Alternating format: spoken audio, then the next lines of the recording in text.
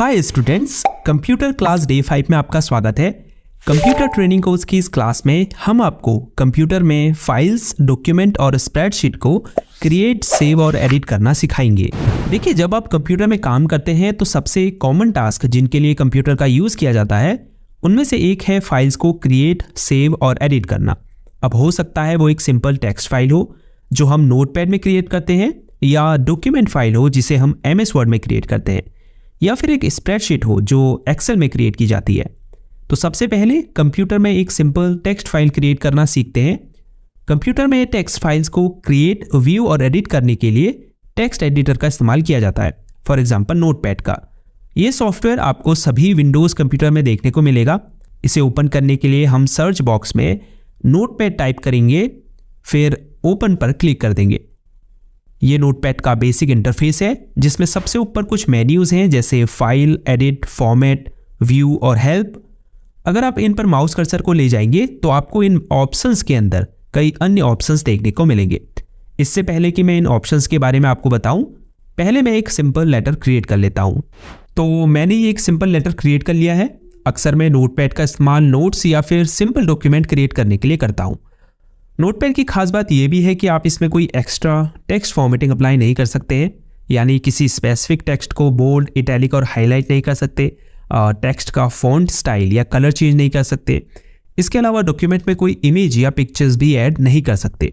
हालांकि आप थोड़ी बहुत टेक्स्ट फॉर्मेटिंग कर सकते हैं, लेकिन वो फॉर्मेटिंग भी पूरे डॉक्यूमेंट में अप्लाई होती है। ये कैसे करेंगे बस थोड़ी देर में जानेंगे।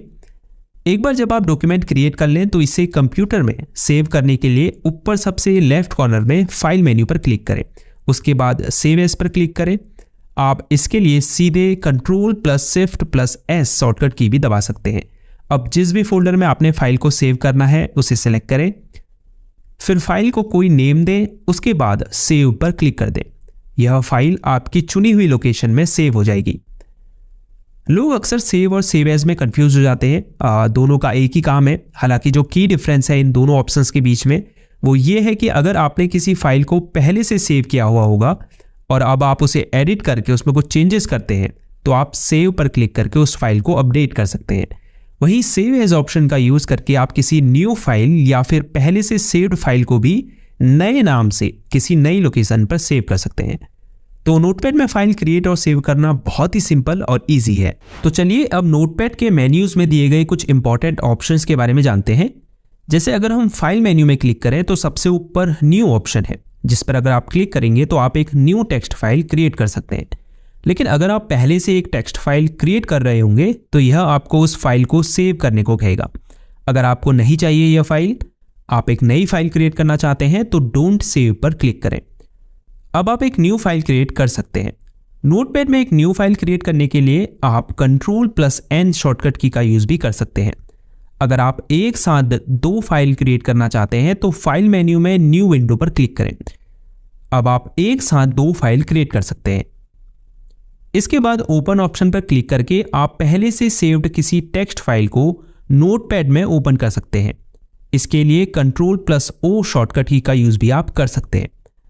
अगर आपको इस टेक्स्ट फाइल को प्रिंट करना है तो आप फाइल मेन्यू में ही प्रिंट के ऑप्शन पर क्लिक करें। अगली वीडियो में हम आपको किसी फाइल को कैसे प्रिंट करते हैं इसके बारे में भी डिटेल में बताएंगे। इसके अलावा प्रिंट करने से पहले पेज सेटअप कैसे करते हैं इस बारे में भी डिटेल में बताएंगे।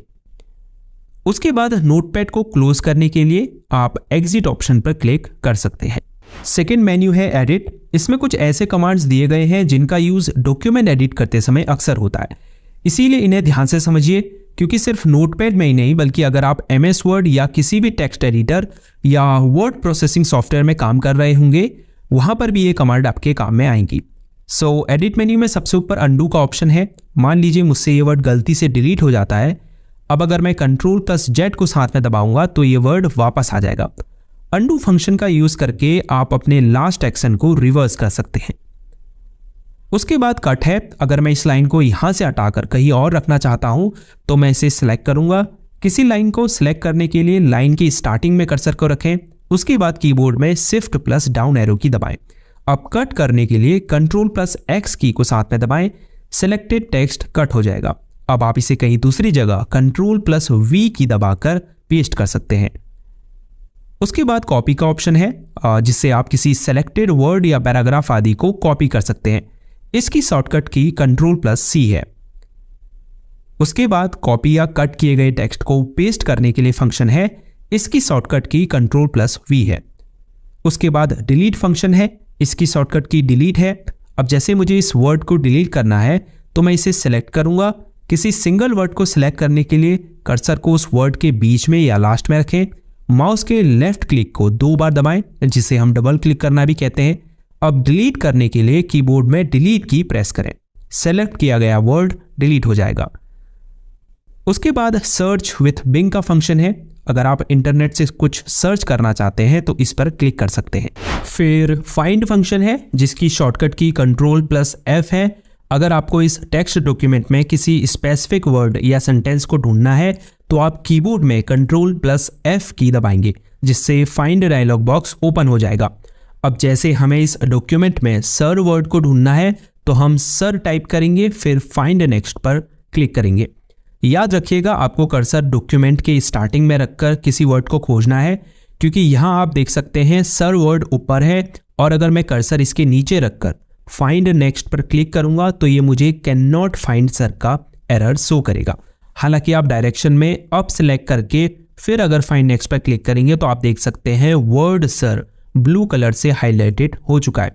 अब अगर आप फिर फाइंड नेक्स्ट पर क्लिक करेंगे तो इस डॉक्यूमेंट में अगर सर वर्ड फिर यूज हुआ होगा तो ये जो ब्लू हाईलाइटेड कलर है उस पर मूव कर जाएगा। चूंकि इसमें और सर वर्ड यूज नहीं है तो कैन नॉट फाइंड सर का एरर यहां शो कर रहा है। अब ये फाइंड नेक्स्ट और फाइंड प्रीवियस फंक्शन है, जिसके बारे में हम बात कर चुके हैं, ये इनकी शॉर्टकट की है। फिर रिप्लेस फंक्शन है, ये फाइंड से थोड़ा डिफरेंट है, इसकी शॉर्टकट की Ctrl+H है। अगर आपको डॉक्यूमेंट में किसी स्पेसिफिक वर्ड को खोजकर उसे दूसरे वर्ड से रिप्लेस करना है तो आप रिप्लेस फंक्शन का यूज कर सकते हैं। जैसे मुझे सर वर्ड को मैडम से रिप्लेस करना है तो मैं फाइंड वर्ड में सर टाइप करूंगा और रिप्लेस विथ में मैडम टाइप करूंगा, फिर रिप्लेस ऑल पर क्लिक कर दूंगा। इस डॉक्यूमेंट में जितने बार भी सर वर्ड यूज हुआ होगा वो मैडम वर्ड से रिप्लेस हो जाएगा।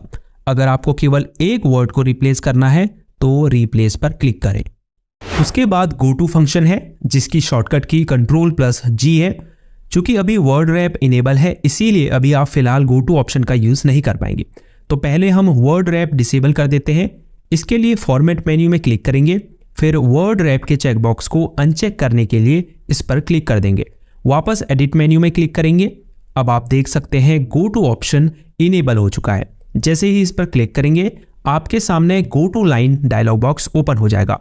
अब इसका यूज करके आप डॉक्यूमेंट की किसी भी लाइन में माउस कर्सर को मूव कर सकते हैं। उसके बाद सेलेक्ट ऑल का ऑप्शन है। पूरे डॉक्यूमेंट को सिलेक्ट करने के लिए आप Ctrl+A की को दबा सकते हैं। उसके बाद टाइम डेट का फंक्शन है। अगर आपको नोटपैड में current time and date enter करना है तो आप F5 की को दबा सकते हैं। तो एडिट मेन्यू में जितने भी फंक्शंस या ऑप्शंस हैं इनकी नॉलेज होना आपके लिए बेहद इंपॉर्टेंट है, क्योंकि आप किसी भी टेक्स्ट एडिटर या वर्ड प्रोसेसिंग सॉफ्टवेयर में काम करें, ये कुछ कॉमन टास्क हैं जिन्हें आपको डेली बेसिस में परफॉर्म करना पड़ता है। अब फॉर्मेट मेन्यू में आ जाते हैं। पहला ऑप्शन वर्ड रैप है। अगर आप इसे इनेबल करेंगे तो नोटपैड की विंडो को कैसे भी रीसाइज करने पर जो टेक्स्ट होगा वो उस साइज के हिसाब से एडजस्ट हो जाएगा। उसके बाद फॉन्ट का ऑप्शन है, जिस पर क्लिक करके आप ऑल टेक्स्ट में सेम फॉर्मेटिंग अप्लाई कर सकते हैं, जिसके बारे में हम शुरुआत में बात कर रहे थे। जैसे आप यहाँ से डिफरेंट फॉन्ट स्टाइल को चूज कर सकते हैं। फॉन्ट को रेगुलर, इटैलिक, बोल्ड और बोल्ड इटैलिक में रख सकते हैं। फॉन्ट के साइज को चूज कर सकते हैं। उसके बाद जैसे ही आप ओके पर क्लिक करेंगे आपकी चूज की गई फॉर्मेटिंग पूरे डॉक्यूमेंट में अप्लाई हो जाएगी। अब व्यू मेन्यू है, जिसमें पहला ऑप्शन जूम है, जिससे आप नोटपैड में जूम इन जूम आउट कर सकते हैं। डिफ़ॉल्ट जूम को रीस्टोर भी कर सकते हैं। इनके आगे इन ऑप्शंस की शॉर्टकट कीज़ भी दी हुई है। उसके बाद अगर आपको बॉटम के इस स्टेटस बार को डिसेबल करना है तो आप स्टेटस बार के आगे मौजूद इस चेक बॉक्स को अनचेक कर सकते हैं। अंत में हेल्प मेन्यू है। अगर आप नोटपैड के बारे में जानना चाहते हैं या आपको इससे रिलेटेड हेल्प लेनी है तो आप इन ऑप्शंस का यूज़ कर सकते हैं। तो इस तरह से आप नोटपैड का यूज़ करके simple text file create, save और एडिट कर सकते हैं। अगर इन फ्यूचर मुझे इस फाइल में चेंजेस करने हुए तो मैं उस फोल्डर में जाऊंगा जहां मैंने इस फाइल को सेव किया था। उसके बाद डबल क्लिक करके इस फाइल को ओपन कर लूंगा। अब मैं इसमें चेंजेस करके इसे दोबारा सेव कर सकता हूं। तो चलिए अब MS वर्ड में एक डॉक्यूमेंट फाइल क्रिएट और सेव करना सीखते हैं। इसके लिए हम सर्च बॉक्स में MS वर्ड टाइप करेंगे, फिर ओपन पर क्लिक कर देंगे। एक न्यू डॉक्यूमेंट क्रिएट करने के लिए हम ब्लैंक डॉक्यूमेंट पर क्लिक करेंगे। अगर पहले से सेव्ड किसी डॉक्यूमेंट को एडिट करना है तो आप यहां से उसे ओपन कर सकते हैं। चूंकि हम एक न्यू डॉक्यूमेंट क्रिएट कर रहे हैं तो हम ब्लैंक डॉक्यूमेंट पर क्लिक करेंगे। ये MS वर्ड का इंटरफेस है। MS वर्ड एक बहुत एडवांस वर्ड प्रोसेसिंग सॉफ्टवेयर है। इससे आप जैसा चाहे वैसा डॉक्यूमेंट क्रिएट कर सकते हैं। नोटपैड की ही तरह इसमें भी ऊपर कुछ मेन्यूज हैं जिन्हें हम टैब्स भी कहते हैं, जैसे file, home, insert, design, layout, references और भी बहुत सारी। इन सभी टैब्स के अंदर आपको कई सारी कमांड्स या ऑप्शंस देखने को मिलेंगे। जब हम MS वर्ड आपको सिखाना शुरू करेंगे तब एक एक करके इन टैब और उनके यूज़ के बारे में आपको डिटेल में बताएंगे। अभी फ़िलहाल मैं आपको बेसिक डॉक्यूमेंट क्रिएट और सेव करना सिखा रहा हूँ। तो मैं पहले डॉक्यूमेंट क्रिएट कर लेता हूँ। ये एक बेसिक डॉक्यूमेंट मैंने क्रिएट कर लिया है। तो कुछ बेसिक टेक्स्ट फॉर्मेटिंग आपको सिखा देता हूँ।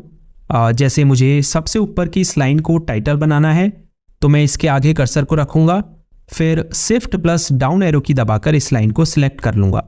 अब होम टैब के अंदर स्टाइल्स ग्रुप में टाइटल के ऊपर क्लिक करूँगा। आप देख सकते हैं ये लाइन टाइटल में बदल चुकी है। आप इस छोटे से मोर एरो पर क्लिक करके कई और स्टाइल्स यहाँ देख सकते हैं। जैसे अगर आपको डॉक्यूमेंट में हेडिंग्स क्रिएट करनी है तो आप टेक्स्ट को सिलेक्ट करके हेडिंग 1, 2, 3, 4 में से कुछ भी सिलेक्ट कर सकते हैं। अब अगर आपको टेक्स्ट के डिफ़ॉल्ट फॉन्ट को चेंज करना है तो आप फॉन्ट ग्रुप में इस छोटे से डाउन एरो पर क्लिक करें। फिर आप इन फॉन्ट लिस्ट में से किसी भी फॉन्ट स्टाइल को सिलेक्ट कर सकते हैं। अगर आपको फॉन्ट का साइज छोटा बड़ा करना है तो आप फॉन्ट साइज के आगे इस छोटे से डाउन एरो पर क्लिक करें और जो भी साइज आपको रखना है फॉन्ट का उस पर क्लिक करें। इसके अलावा आप टेक्स्ट को बोल्ड, इटैलिक और अंडरलाइन कर सकते हैं। यहाँ से टेक्स्ट का फॉन्ट कलर चेंज कर सकते हैं। इसके अलावा सिलेक्टेड टेक्स्ट को यहाँ से हाईलाइट कर सकते हैं। यहाँ पैराग्राफ ग्रुप के अंदर आपको टेक्स्ट को अलाइन करने के लिए ऑप्शंस मिलेंगे। जैसे अगर आपको इस टेक्स्ट को सेंटर में रखना है तो सेंटर अलाइनमेंट पर क्लिक करें। इसके लिए आप Ctrl+E की भी दबा सकते हैं। इसके अलावा राइट, लेफ्ट और जस्टिफाई करने के लिए भी ऑप्शंस हैं। अगर आपको डॉक्यूमेंट में बुलेट लिस्ट और नंबर लिस्ट क्रिएट करनी है तो आप ऊपर दिए गए बुलेट और नंबरिंग के ऑप्शन पर क्लिक कर सकते हैं। होम टैब के अंदर ही यहाँ सबसे राइट कॉर्नर में आपको नोटपैड की तरह ही फाइंड, रिप्लेस और सेलेक्ट के ऑप्शंस देखने को मिल रहे हैं। इसके अलावा अगर आपको डॉक्यूमेंट में पिक्चर्स ऐड करनी है तो आप ऊपर इंसर्ट टैब में क्लिक करेंगे, फिर इलस्ट्रेशंस ग्रुप के अंदर पिक्चर्स ऑप्शंस पर क्लिक करेंगे। फिर अगर आपको अपने कंप्यूटर में मौजूद कोई पिक्चर अपलोड करनी है तो दिस डिवाइस पर क्लिक करें। स्टॉक इमेजेस यूज़ करने के लिए दूसरे ऑप्शन पर क्लिक करें। इंटरनेट से इमेजेस यूज़ करने के लिए ऑनलाइन पिक्चर्स पर क्लिक करें। आप इंसर्ट टैब से डॉक्यूमेंट में टेबल भी क्रिएट कर सकते हैं और भी बहुत कुछ इंसर्ट कर सकते हैं। जब हम MS वर्ड स्टार्ट करेंगे तब इनके बारे में डिटेल में जानेंगे। जब आप डॉक्यूमेंट क्रिएट कर लें तो कीबोर्ड में Ctrl+S की दबाकर आप इसे कंप्यूटर में सेव कर सकते हैं। इसके अलावा फाइल मेन्यू में भी आपको सेव और सेव एज का ऑप्शन देखने को मिलेगा।